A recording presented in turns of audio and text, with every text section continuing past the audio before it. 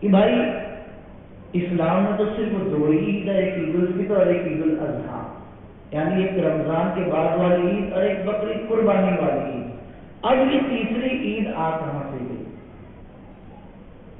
تو قرآن کی میں نے آیت جو پڑھی آپ نے سن لی کہ قرآن پاک کی آیت ہے، اور یہ حدیث بخاری شریف میں بھی ہے، مسلم شریف میں بھی ہے۔ تو اب ہم آج کی نشست میں صرف یہی سیکھیں گے کہ ان دو کے علاوہ بھی کتنی عیدیں اللہ تعالیٰ نے ہمیں عطا فرمائی۔ تو یہ کہنا کہ صرف دو عید ہے، یہ تیسری کہاں سے آ گئی، یہ بالکل غلط ہے، بلکہ ابھی آپ دیکھیں کتنی عیدیں اللہ نے ہمیں عطا فرمائی۔ جب یہ آیت کریمہ نازل ہوئی اور یہودی آیا تو یہودی خود کہہ رہا ہے، ابھی مسلمان نہیں کہہ رہے، اور سب سے زیادہ مسلمانوں کے اگر کوئی دشمن ہے اس زمانے میں بھی تو یہودی ہی ہے۔ اللہ نے قرآن میں فرمایا لَتَجِدَنَّ أَشَدَّ النَّاسِ عَدَاوَةً لِلَّذِينَ آمَنُوا الْيَهُودَ۔ تو اس نے آنے کے بعد یہ کہا کہ اتنی پیاری آیت نازل ہوئی کہ آج کے دن اللہ نے تمہارے دین کو، تمہارے مذہب کو مکمل کر دیا۔ اگر ایسی آیت ہم پر نازل ہوتی تو ہم اسے خوشی کا دن مناتے، تہوار مناتے، عید کا دن مناتے۔ حضرت سیدنا عمر ابن خطاب رضی اللہ تعالیٰ نے فرمایا کہ ہمیں مت بتاؤ کہ ہم اسے عید کا دن مناتے، بلکہ مجھے وہ دن معلوم ہے کہ وہ دن ہمارے لیے کئی عیدوں کو لے کر آیا ہوا تھا۔ سبحان اللہ، ہمارے لیے پہلے ہی سے وہ عید کا دن تھا، ایک تو جمعہ اور دوسرا عرفہ کا دن۔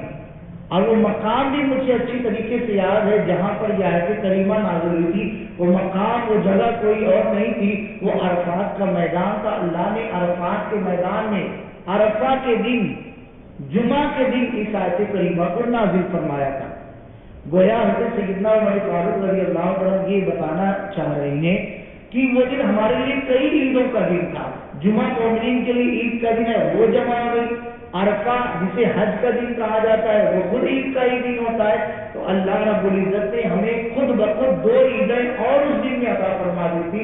تمہارا یہ کہنا کہ خوشی منائیں گے، اللہ نے ہمیں آلریڈی وہاں پر خوشی عطا فرما دی، یعنی دو عیدیں وہاں پر جمع ہو گئی تھی۔ اس دن ہماری دو عیدیں جمع ہوئی، یہ ہوئی بات۔ اور احادیث میں یہ کہ جمعہ مسلمانوں کی عید کا دن ہے، تو پتہ چلا صرف عید الفطر اور عید الاضحیٰ ہی نہیں، بلکہ آپ کو بتاؤ کہ جو ہم بقرعید کا جو دن ہوتا ہے وہ ہم عید کا دن مناتے ہیں، لیکن عرفہ کا دن جو ہوتا ہے وہ عید سے ایک دن پہلے والا دن ہوتا ہے۔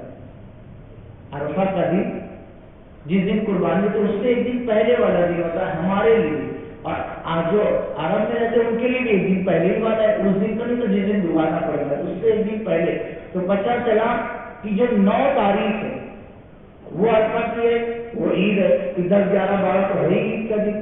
تو پتہ چلا 10، 11، 12 یہ عید ہے ہی، عرفہ کا یہ عید ہے ہی، 4 دن ہو گیا۔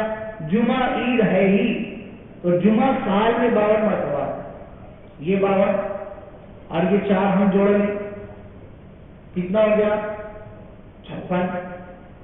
اب یہ سال میں اللہ تعالیٰ ہمیں 56 عیدیں عطا فرما رہا ہے جمعہ ملا کر۔ اب یہ صرف 2 عید کا سوال ہمیں سمجھ میں نہیں آتا۔ حضرت عبداللہ بن عباس رضی اللہ تعالیٰ عنہ نے فرمایا عرفات میں اس دن 5 عیدیں جمع ہوگی۔ سبحان اللہ، ابھی ہم نے صرف یہی سنا کہ وہاں پر 2 عید جمع ہوگی، ایک تو جمعہ اور ایک عرفہ، کیونکہ عرفہ کے بعد عید کا 3 دن آتا ہے قربانی والا، کیونکہ حاجی عرفہ میں عرفات کے میدان میں جاتا ہے، پھر صبح ہوتی ہے، صبح ہونے کے بعد وہ قربانی پیش کرتا ہے۔ تو حضرت ابن عباس اور عبداللہ ابن عباس رضی اللہ تعالیٰ نے فرمایا عرفات میں اس دن 5 عیدیں اللہ تعالیٰ نے جمع فرما دی تھی۔ جمعہ عید کا دن، عرفہ عید کا دن ہے، اور یہودیوں کی عید بھی وہی دن تھی، نصارہ کی عید بھی وہی دن تھی، اور مجوسیوں کی عید کو بھی اللہ نے اسی دن جمع کر دیا، یعنی اتنی عیدیں 5 عیدیں اللہ تبارک و تعالیٰ نے ایک ساتھ عطا فرما دی تھی۔ اب حضرت امام احمد بن محمد قسطلانی مصری فرماتے ہیں کہ ہر جمعہ مسلمانوں کی عید اس لیے ہے کہ اس دن آدم علیہ السلام کو اللہ تبارک و تعالیٰ نے پیدا فرمایا، اس لیے عید کا۔ اب بتاؤ، یہاں سمجھنے کی بات ہے کہ جس دن آدم علیہ السلام پیدا ہو تو اللہ تبارک و تعالیٰ اسے عید کا دن کہتا ہے. کس کے لیے؟ ایمان والوں کے لیے وہ عید کا دن ہے، اور وہی جمعہ کا دن تھا. آدم علیہ السلام آئے تو عید کا دن ہے. جب امام آدم علیہ السلام امام الانبیاء آئے گے تو پھر وہ عید کا دن نہیں بلکہ عیدوں کی عید کا دن ہو جائے گا. اس لیے ہم اسے عیدوں کی عید کا دن کہتے ہیں. اب پتہ چلا کہ اللہ تبارک و تعالیٰ نے صرف ہمیں دو ہی عیدیں عطا نہیں فرمائی، عید الفطر اور عید الاضحیٰ نہیں، بلکہ سال میں 52 مرتبہ جمعہ ہے وہ عید، اور عرفات یوم عرفہ عید، جمعہ عید. اور یہ اس طریقے سے دیکھی جائے تو بے شمار ہمیں اللہ تبارک و تعالیٰ یعنی 56 عیدیں کل ہماری بنتی ہیں. وہی جمعہ کا دن مسلمانوں کے لیے عیدیں اور جمعہ سال میں 52 مرتبہ آتا ہے. پھر باقی دو مشہور عیدیں یعنی عید الفطر اور عید الاضحیٰ اور حج کا دن اور 12 ربیع الاول کا دن ملا کر سال میں مسلمانوں کے لیے تقریباً اللہ تعالیٰ نے 56 عیدیں ہمیں عطا فرمائی. اب دو عید کی رٹ لگانے والے ساری حدیث کی کتابوں میں یہ ساری چیزیں موجود ہیں. لہذا آپ سے میری گزارش ہے کہ اب جب بھی کوئی آپ کو مغالطہ دینے کی کوشش کرے تو آپ انہیں نہیں بتا دیں. اب ایک آیت اور سنتے ہیں قرآن پاک میں. حضرت عیسیٰ علیہ السلام نے اللہ کی بارگاہ میں دعا کی. کیا دعا کی؟ ربنا انزل علینا مائدۃ من السماء تکون لنا عیدا لاولنا وآخرنا، یعنی اے اللہ ہم پر آسمان سے دسترخوان نازل فرما،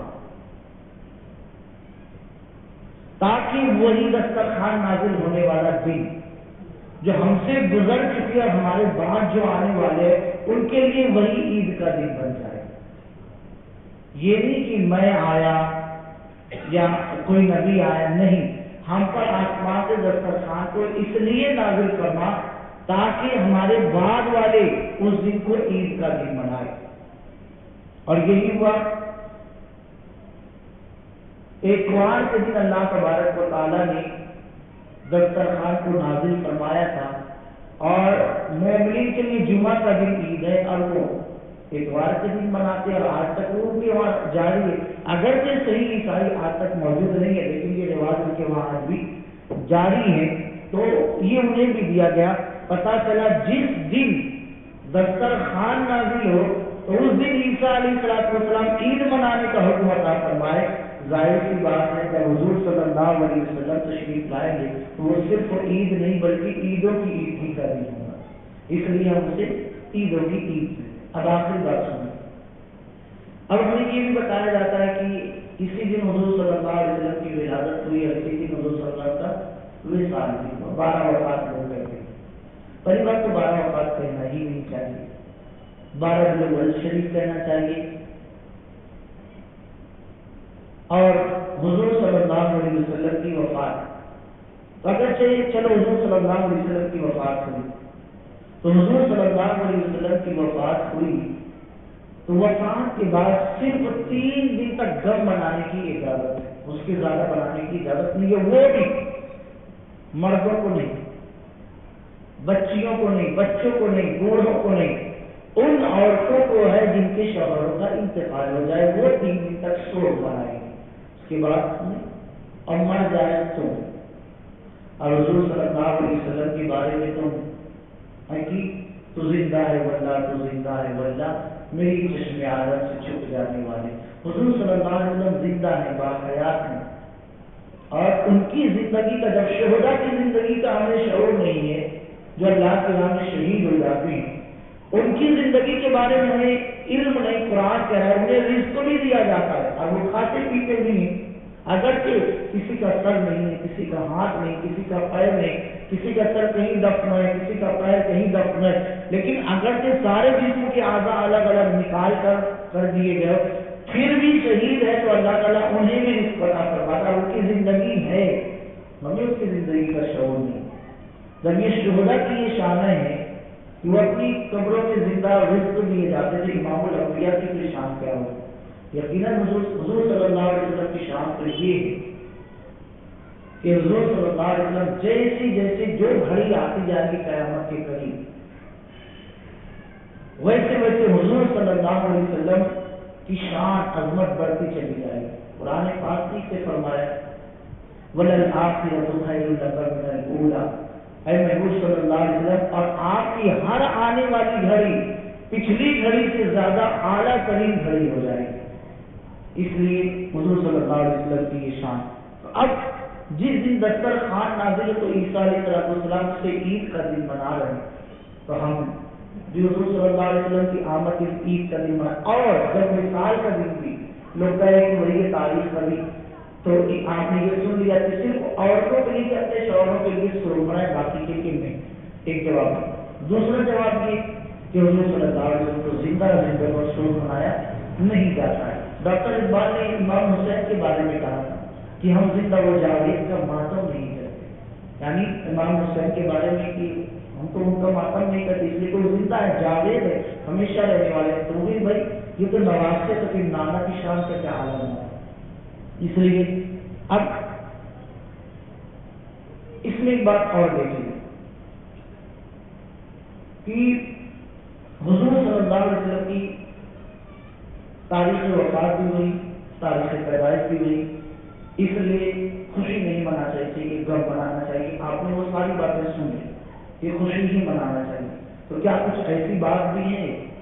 حضور صلی اللہ علیہ وسلم نے بیان فرمایا، ابھی جو ہم نے عید کی بات سنی کہ آدم علیہ السلام کی پیدائش جمعہ کے دن ہوئی اور وفات بھی جمعہ ہی کے دن ہوئی، پھر بھی حضور صلی اللہ علیہ وسلم نے فرمایا کہ آدم علیہ السلام کی پیدائش جمعہ کو ہوئی، اس لیے اے مومنین تم اسے عید کا دن منایا کرو، یعنی خوشی کا دن منایا کرو۔ تو پتہ چلا کہ جب ایک نبی کی وصال کی تاریخ بھی ہوئی ہو اور پیدائش کی تاریخ بھی ہوئی ہو تو وہاں پر وفات نہیں بلکہ وہاں پر نبی کی پیدائش کی خوشی منائی جائے گی، اس لیے کہ نبی دنیا میں آتے ہیں اور نبی دنیا سے پردہ فرما جاتے ہیں۔ ہماری طرح نبی بالکل نہیں، ہمیں تو کچھ ہمیں پتہ بھی نہیں ہے، لیکن نبی کریم صلی اللہ علیہ وسلم اور انبیاء کرام کی شان تو بہت اعلیٰ ہے، بہت زیادہ اعلیٰ ہے۔ اس لیے اب جب بھی کوئی اس طرح کی باتیں کرے تو انہیں یہ ساری باتیں بتا دیں کہ ہم یقیناً عیدوں کی عید ہے، سب سے بہتر طریقہ یہی ہے کہ اس مہینے میں آپ کثرت کے ساتھ درود کی کثرت کریں، غریبوں کی خوب سے خوب مدد کریں، حضور صلی اللہ علیہ وسلم کے صحیح فضائل جو صحیح کتابوں میں صحیح سندوں کے ساتھ ہیں، صحیح علماء کرام کی زبان سے آپ سنیں، کیونکہ حضور صلی اللہ علیہ وسلم کی شان حقیقت میں وہی بیان کر سکتا ہے جس کے دل میں حضور صلی اللہ علیہ وسلم سے محبت اور الفت ہوں، ورنہ کتابیں دیکھ کر کوئی بھی بیان کر سکتا ہے۔ ہم تو غیر مسلم پنڈتوں کو بھی دیکھتے ہیں حضور کی تعریف کرتے ہوئے، لیکن ہم یہ دیکھتے ہیں کہ ان کی باتوں کا اثر نہیں ہوتا، لیکن ہمارے وہاں اگر کوئی عام مبلغ بھی بیان کر دیتا ہے جس کے دل میں حضور کی محبت ہے تو اللہ تبارک و تعالیٰ اس کی باتوں میں بھی اثر پیدا فرما دیتا ہے۔ تو اس بات کے لیے دل میں محبت ہونا بہت ضروری ہے، ورنہ ہزاروں تقاریر وہ کام نہیں کر پاتی جو ایک عام آدمی جس کے دل میں حضور کی محبت ہے وہ بول دیتا ہے تو وہ کام کر کے چلی جاتی ہے۔ اس لیے شرط یہ کہ ڈاکٹر اقبال نے کہا نا، محمد کی محبت دین حق کی شرط اول ہے، محمد کی محبت دین حق کی شرط اول ہے، اسی میں ہو اگر خامی تو سب کچھ نامکمل ہے۔ اس لیے جب حضور صلی اللہ علیہ وسلم کی محبت ہے تو سمجھ لو ہم یہی جو شرط دین ہے ہم اس شرط پر پورے اتر گئے۔